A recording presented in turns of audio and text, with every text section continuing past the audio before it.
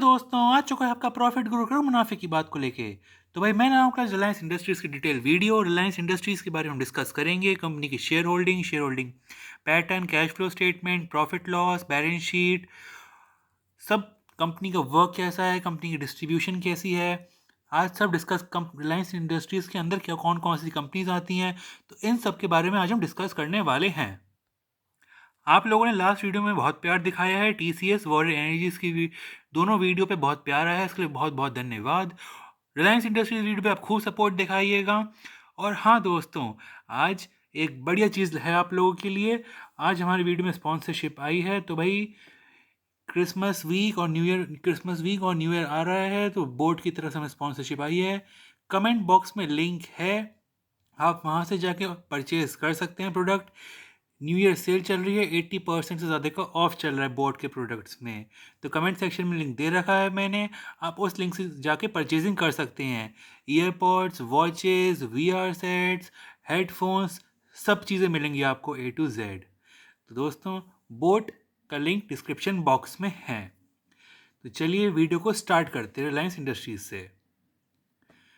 तो रिलायंस इंडस्ट्रीज़ के काम की बात करी जाए तो रिलायंस इंडस्ट्रीज़ हमारा एनर्जी सेक्टर में है, पेट्रोलियम सेक्टर में है, रिटेल सेक्टर में भी है, डिजिटल सर्विस प्रोवाइड करता है, न्यू एनर्जी न्यू मटेरियल्स में भी है, मीडिया एंटरटेनमेंट में भी है और टेक्सटाइल्स में भी है। तो ये इन सब चीज़ों में रिलायंस इंडस्ट्रीज़ बटा हुआ है।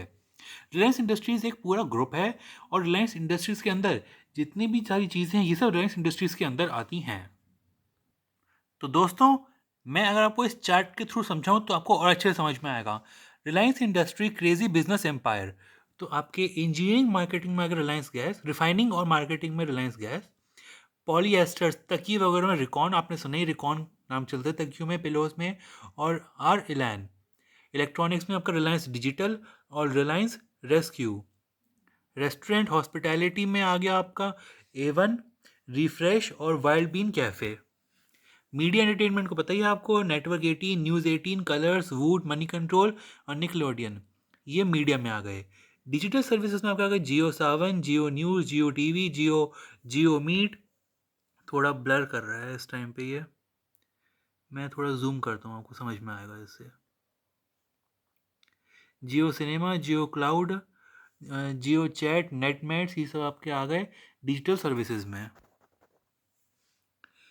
रिटेल सर्विसेज में आपका Reliance fresh, Jio digital, Reliance smart mart, Reliance jewels, Hamleys, trends, footwear, quick mart, ये सब चीज़ आपके रिटेल सर्विसेज में आ गई। बाकी आप लोग इसका एक स्क्रीनशॉट लेके इसे आप अच्छे से देख सकते हैं।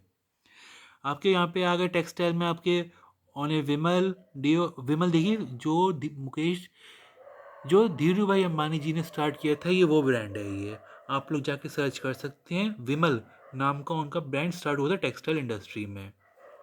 पेट्रोलियम पंप में आपके आगे Reliance gas, Reliance aviation fuel, Jio BP तो आजकल चल ही रहा है, आप लोग देख रहे हैं पेट्रोल पंप ओपन हो रहे हैं।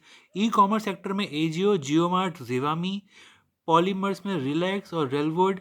पेमेंट्स में जियो मनी और फ्लेक्सी पे। जियो मनी देखा ही आपने, जियो पेमेंट बैंक अभी स्टार्ट हुआ है। और टेलीकॉम में तो भैया हम आप सभी को पता ही है, जियो का नाम है टेलीकॉम सेक्टर में। तो पहले हम स्टॉक कैच से शुरू करते हैं। तो स्टॉक कैच में पहले आता है प्राइसेस। रिलायंस इंडस्ट्रीज का करंट रेट चल रहा है 1221 रुपया। ये 27 जनवरी का रेट है, यानी कि 27 दिसंबर का, जो कि फ्राइडे का है। तो 0.4% यानी कि 4.50 रुपीज़ बढ़ के बंद हुआ है शेयर। बात करी जाए अपडेट्स की, तो अपडेट्स में कुछ खास है नहीं। 28 नवंबर को लास्ट थी न्यूज़, वो मैंने आपको शॉर्ट्स के माध्यम के बता दी थी मैंने। कॉर्पोरेट एक्शंस की बात की जाए तो 28 अक्टूबर को बोनस दिया है यहाँ पे 1:1 का।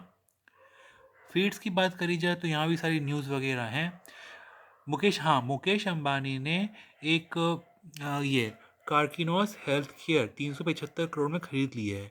ये एक ऑन्कोलॉजी प्लेटफॉर्म है, यानी कि हेल्थ केयर यानी कि पैथोलॉजी, आप कह सकते हैं ऑन्कोलॉजी, एक पैथोलॉजी करके आप समझ लीजिए। उस हिसाब से हेल्थ केयर कंपनी है जो पैथोलॉजी सर्विसेज प्रोवाइड करती है, कार्किनोस हेल्थ केयर। इसको 375 करोड़ में कैश डील हुई है ये वाली। एज रिपोर्ट वगैरह होगी, टेक्निकल्स हो गए, फंडामेंटल। फंडामेंटल हम यहाँ से देख सकते हैं, कंपनी की मार्केट कैप है 16,52,235 करोड़। अर्निंग पर शेयर वगैरह से जितनी सब डिटेल है ना, ये आपको स्क्रीनर के द्वारा मैं दिखाता हूँ, उसमें ज़्यादा अच्छे से आएगा। तो ये देखिए स्क्रीनर का आ गया सामने। ये स्क्रीनर की बात करी जाए तो यहाँ पे मार्केट कैप देखें तो यहाँ पे आपकी 16,52,370 करोड़ की मार्केट कैप है। स्टॉक पीई है आपका 24.3। ROCE return on capital employed होता है ये, जो कि है 9.61। आरओई होता है रिटर्न ऑन इक्विटी, जो कि है 9.25। हाई लो है इसकी 1609 की हाई है और लो है 1202 की। डिविडेंड यील्ड 0.41% है और फेस वैल्यू 10 रुपये है शेयर की इस टाइम पे। ये देखिए चार्ट आ गया है। ये 1 ईयर का चार्ट है जिसमें आपके price on NSC 50 day moving average, 200 day moving average और वॉल्यूम दिखाई गई है। प्रोज और कॉन्स की बात करी जाए तो प्रोज में है company has reduce it debt, company का जो कर्ज था, डेट था, वो कम हुआ है। और कॉन्स की बात करी जाए तो company has a low return on equity of 8.71% of last 3 years, यानी कि रिटर्न ऑन इक्विटी जो है कंपनी का वो 3 सालों में गिरता हुआ आया है और 8.71 रह गया है। रिलायंस इंडस्ट्री पीयर कंपैरिजन किया जाए तो रिफाइनरी सेक्टर में रिलायंस इंडस्ट्रीज पहले नंबर पे है। बाकी जो IOCL, BPCL, HPCL, MRPL, CPCL, Gandhar oil, ये टॉप 7 कंपनीज में से रिलायंस इंडस्ट्रीज नंबर 1 पे चल रही है। क्वार्टरली रिजल्ट्स की बात करी जाए तो मैं आपको सीधे यहाँ की फिगर्स दिखाता हूँ। जो सितंबर 24 का महीना है, यहाँ से आपको चीज़ें बोलते चलता हूँ मैं आपको, और नीचे टोटल आपको बता दूंगा। तो यहाँ से शुरू करा जाए तो पहले आता है सेल्स है आपकी 2,31,000 करोड़ की। फिर आती हैं एक्सपेंसेस 192 के, तो नेट प्रॉफिट आ गया है 39,058 का। ये आपका ओपीएम है, ये अदर इनकम है, ये इंटरेस्ट है, ये डेप्रीसिएशन है। तो हमारे पास जो ये आ गया हमारा profit before tax. Tax percentage 24% ये वेरी करता है, कभी 25 कभी 24, तो इसको 24 है।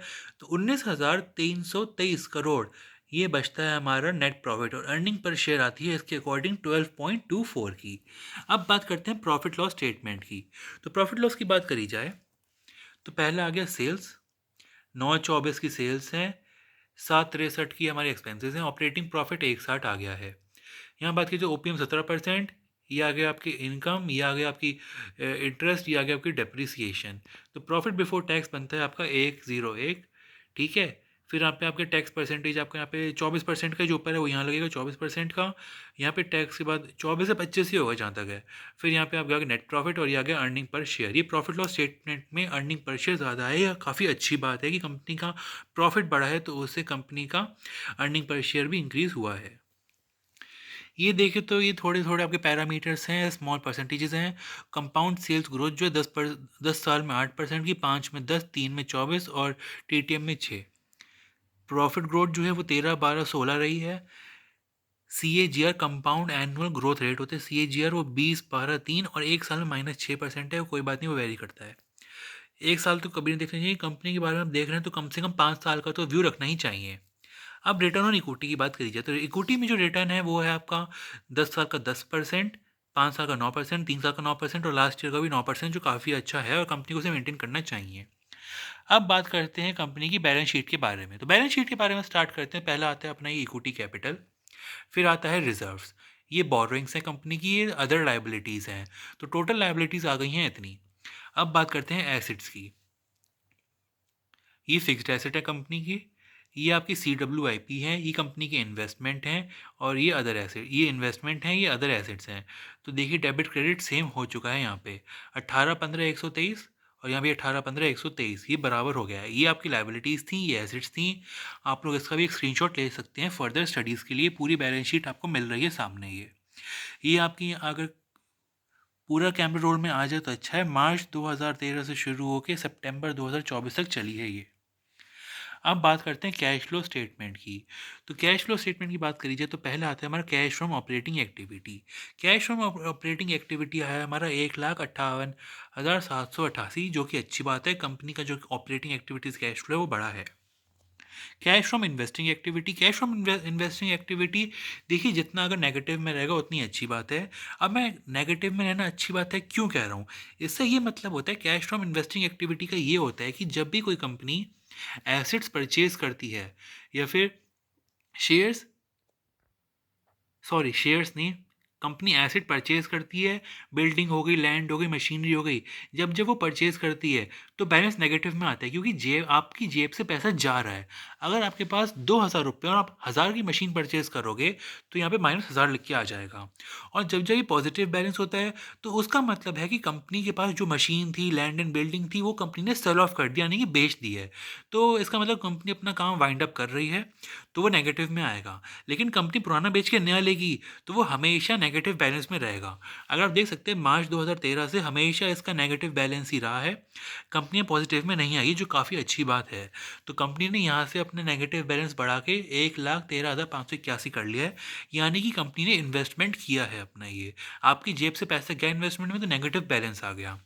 तीसरा आता है हमारे पास cash from financing activity. Financing activities का होता है कि कंपनी कोई बोनस दे रही है तो negative balance, company share issue करेगी तो पैसा आएगा, शेयर बायबैक करेगी तो पैसा देना पड़ेगा तो नेगेटिव बैलेंस होगा। तो यहाँ पे नेगेटिव बैलेंस इस प्रकार है कि कंपनी ने बोनस दिया है और प्लस कंपनी जब डिविडेंड देती है तो भी उसमें आपका डिविडेंड देती तो भी नेगेटिव बैलेंस आता है, डिवेंचर्स पे इंटरेस्ट देगी तो भी नेगेटिव बैलेंस आएगा। तो यहाँ पे कंपनी का नेगेटिव बैलेंस है। इसका मतलब है कंपनी ने बोनस शेयर जो दिए आपको पता ही है, कंपनी डिविडेंड भी दिया है, इंटरेस्ट भी दिया है, तो उसके चलते नेगेटिव बैलेंस है। कभी पॉजिटिव रहता है, कभी नेगेटिव रहता है। अब देखिए यहाँ पे मार्च 21 में कंपनी का कितना पॉजिटिव बैलेंस आया है। तो ये चलता रहता है, लेकिन माइनस में प्लस में होने इसमें कोई ज़्यादा फर्क पड़ता नहीं है। माइनस में वो तो भी सही है, प्लस में तो भी सही है। तो नेट कैश फ्लो जो बनता है हमारा, वो बनता है 28,561 करोड़ का, यानी कि कंपनी का जो कैश फ्लो है वो 28,561 करोड़ है। अब कुछ रेशियोज़ की बात करी जाए तो यहाँ पे हमको सिंपल दिखाएंगे ROCE, return on capital employed percentage का। इस साल का इस मार्च 24 हर देखिए साल भर का करते हैं, तो मार्च 24 में जो है कैपिटल एम्प्लॉयड आपका रिटर्न ऑन कैपिटल एम्प्लॉयड 10% का रहा है, जो कि मेरे अकॉर्डिंग काफ़ी सही है हद तक। शेयर होल्डिंग पैटर्न की बात करी जाए तो पहले आते हैं हमारे प्रमोटर शेयर होल्डिंग पैटर्न में। तो प्रमोटर्स में प्रमोटर में होल्डिंग रखने वाले हैं 50.24। तो कंपनी के जो ओनर्स हैं, डायरेक्टर्स हैं, वो 50.24% की होल्डिंग रखते हैं। दूसरे आगे हमारे FII, फॉरेन इंस्टीट्यूशनल इन्वेस्टर। तो ये रिलायंस इंडस्ट्रीज़ में होल्डिंग रखते हैं, ब्लर ब्लर 20.17% की होल्डिंग रखते हैं FII। दूसरे आ गए हमारे DII। तो DII होल्डिंग रखते हैं 18.24 की। गवर्नमेंट होल्डिंग्स हैं 0.18% की, और पब्लिक प्लस में आ गए 11.18% की। तो यहाँ पे नीचे नंबर ऑफ़ शेयर होल्डर्स लिखे हुए हैं, फिगर्स का पूरा यहाँ पे लिखा हुआ है ये। आप चाहें तो इसका स्क्रीनशॉट लेके भी स्टडी कर सकते हैं। अब बाकी डॉक्यूमेंट्स वगैरह आ गए नीचे की, कंपनी ने जो भी रेगुलेशंस वगैरह लाते हैं वो सब आ गए। एनुअल रिपोर्ट आ गई सारी, एक फाइनेंशियल ईयर 24, 23, 22 की, ये सारे क्रेडिट रेटिंग आ गई। कंपनी क्या होता है, क्रिसल जो है वो कंपनी की रेटिंग चेंज करती रहती है, कभी ज़्यादा तो कभी कम। ये BA अल्फ़ाबेट्स में कंपनी जो है वो चेंज करती, BA एक अल्फ़ाबेट्स होते हैं, कभी BBB+, AA+, AA-, BBB-, ये एक एब्रीविएशंस होते हैं जो क्रिसल यूज़ करती है रेटिंग देने के लिए। तो भाई ये पूरा एनालिसिस था आज की वीडियो का। होप सो आप लोगों को वीडियो अच्छी लगी होगी। मैंने आपको डिटेल में पूरी वीडियो बता दी है, सब चीज़ें बता दी हैं, की पॉइंट्स बता दिए मैंने सारे आपको। देखिए ये भी की पॉइंट है, ऑयल टू केमिकल, O2C कहते हैं ऐसे, ऑयल टू केमिकल सेगमेंट में 57% का रेवेन्यू जनरेशन रहता है रिलायंस इंडस्ट्रीज़ का। तो ऑयल टू केमिकल से सबसे ज़्यादा पैसा कमा रही है रिलायंस इंडस्ट्रीज, जिसका 57% है। और मैं आपको यही बता दूं कि मुकेश अंबानी जी ने कहा है कि वो आने वाले टाइम में ग्रीन एनर्जी में काफ़ी ज़्यादा पैसा लगाने वाले हैं। और 20, मुझे ईयर ध्यान नहीं है, देखिए मैं शॉर्ट्स के माध्यम से आपको बता दूंगा। उन्होंने कहा है कि वो ग्रीन एनर्जी में काफ़ी बड़ा योगदान देने वाले हैं, और नेट कार्बन ज़ीरो का भी उन्होंने काफ़ी बड़ा टारगेट रखा है, गोल सेट किया है। देखिए ऐसे छोटे छोटे स्टेप्स लिए जाएंगे तो एक बड़ा चेंज आ सकता है। वैसे भी पॉल्यूशन बहुत बढ़ रहा है और ये ग्रीन एनर्जी में ग्रोथ करके करके ही चेंज लाना पड़ेगा इकोनॉमी में, प्लस कंट्री में, प्लस इन्वायरमेंट में, एटमॉस्फेयर में। तो दोस्तों वीडियो थी रिलायंस इंडस्ट्रीज़ के ऊपर, डिटेल वीडियो रही पूरी है। और हाँ, मैंने आपको फिर से बता दे रहा हूँ, बोट हमारे वीडियो में है, लिंक दे रखा है मैंने, डिस्क्रिप्शन बॉक्स में लिंक है, आप जाके परचेजिंग कर सकते हैं। क्रिसमस वीक है, न्यू ईयर है, तो आप लोग फ़ायदा उठाइए सेल का। 80% ऑफ चल रहा है, न्यू ईयर सेल है, आपको सारे प्रोडक्ट मिल सकते हैं इसमें। देखिए वॉच का कलेक्शन कितना बढ़िया आया है, ये इसकी एनिग्मा सीरीज़ का है ये। थोड़ा कैमरा थोड़ा मेरा उधर जा रहा है, उसके लिए सॉरी माफ़ कर दीजिएगा। सो हाँ दोस्तों, नेक्स्ट वीडियो में मैं किस पे बनाऊँ आप लोग मुझे कमेंट सेक्शन में बता सकते हैं। और हाँ, न्यू ईयर की आप लोगों को अभी से शुभकामनाएं। Very very happy new year. दोस्तों आज की वीडियो यहीं रखते हैं, आप लोगों को मज़ा आया वीडियो, चैनल को सब्सक्राइब करिए, नोटिफिकेशन ऑन करिए। प्रॉफिट ग्रुप आपके साथ है हमेशा, चैनल को सब्सक्राइब ज़रूर कर लीजिएगा दोस्तों। आने वाली जो वीडियोज़ हैं काफ़ी मज़ेदार होने वाली हैं, बढ़िया होने वाली हैं। ठीक है दोस्तों, तो वीडियो को यहीं तक रखते हैं। Thank you.